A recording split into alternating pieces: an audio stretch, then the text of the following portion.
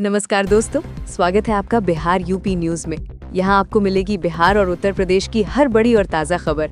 राजनीति से लेकर समाज तक और मौसम से लेकर शिक्षा रोजगार तक सब कुछ, वो भी सबसे पहले और सबसे सटीक। तो चलिए शुरू करते हैं आज की बड़ी खबरें। हालिया बिहार विधानसभा चुनाव में एनडीए ने जबरदस्त जीत हासिल की है। कुल 243 सीटों में से एनडीए ने लगभग 202 सीटें जीती हैं। चुनाव जीतने के बाद नीतीश कुमार 10वीं बार बिहार के मुख्यमंत्री बनने वाले हैं। ये उन्हें बिहार राजनीति में एक बेहद लंबे राजनीतिक सफर की गवाही देता है। नई बिहार सरकार की शपथ ग्रहण समारोह 20 नवंबर 2025 को पटना के गांधी मैदान में आयोजित होगी। प्रधानमंत्री मोदी के उस समारोह में शामिल होने की संभावना है।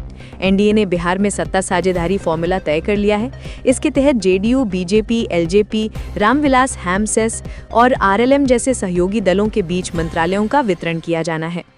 राजनीतिक विश्लेषकों का कहना है कि नीतीश कुमार की सुशासन छवि और उनका जातिगत संतुलन बनाने का कौशल ही इस चुनाव की बड़ी कारण रहा है।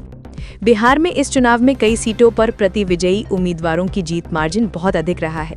जेडीयू और बीजेपी दोनों के उम्मीदवारों ने पिछली बार की तुलना में बहुत बड़े मतांतर से जीत दर्ज की है।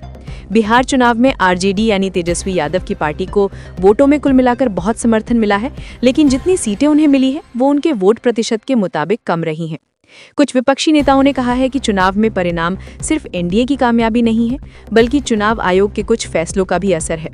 प्रधानमंत्री मोदी ने अपनी जीत के बाद कहा है कि जंगल राज यानी अव्यवस्था और कट्टा सरकार पुनः बिहार में वापस नहीं आएगी। ये एनडीए को मिला साफ जनादेश है। गृह मंत्री अमित शाह ने बिहार में औद्योगिकरण की नई लहर लाने का आश्वासन दिया है। उन्होंने इलेक्ट्रिक वाहन कारखाने, ऑर्डिनेंस यूनिट और फार्मास्यूटिकल पार्क जैसी योजनाओं की योजना बनाई है ताकि युवाओं के लिए रोजगार बढ़े। उत्तर प्रदेश में राज्य के 75 जिलों में गंगा उत्सव 2025 का आयोजन किया जा रहा है। इस उत्सव का मकसद नदी संस्कृति, गंगा स्वच्छता और स्थानीय भागीदारी को बढ़ावा देना है। बिहार चुनाव के मद्देनजर यूपी पुलिस ने बिहार के साथ लगने वाली सीमाओं पर सुरक्षा बढ़ा दी है।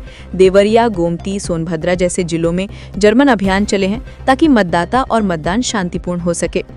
देवरिया उत्तर प्रदेश में प्रशासन ने बिहार चुनाव के दौरान सीमावर्ती इलाकों में शराब की दुकानों को 4 से 6 नवंबर तक बंद करने का आदेश दिया है। ये शांति बनाए रखने की कोशिश मानी जा रही है।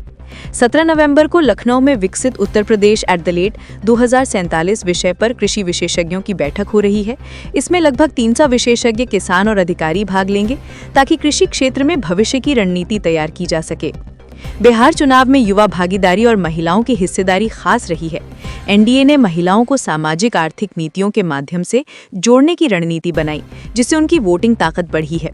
कुछ आरोप हैं कि मतदाता सूची यानी वोटर रोल के संशोधन में हेरफेर हुआ है, लेकिन चुनाव आयोग ने इस पर सफाई दी है और कहा है कि ये बदलाव आबादी और मृत मतदाताओं की स्थिति को देखते हुए जरूरी था। बिहार चुनाव में एनडीए की जीत को राष्ट्रीय राजनीति के लिए बड़े संकेत के रूप में देखा जा रहा है। ये मोदी संघ के लिए अगले चुनावों में मजबूत स्थिति का आधार बन सकती है। कई विश्लेषकों ने कहा है कि बिहार चुनाव में एनडीए के भीतर नीतीश कुमार की केंद्रीय भूमिका और उनकी 10 बार सीएम छवि गठबंधन को महत्वपूर्ण शक्ति देती है। नई सरकार बनाने की प्रक्रिया शुरू होने के पहले नीतीश कुमार ने अपना इस्तीफा राज्यपाल को सौंप दिया है। इसके बाद नए मंत्रिमंडल की रूपरेखा तैयार की जा रही है, जिसमें एनडीए के सभी सहयोगी शामिल होंगे। इस चुनाव ने यह दिखाया है कि बिहार की जनता सिर्फ जात-पात या पुराने दावे नहीं देख रही थी, बल्कि विकास, जवाबदेही और सुशासन को महत्व दे रही थी। एनडीए की जीत को कई लोग लोकतांत्रिक विश्वास की जीत भी बता रहे हैं।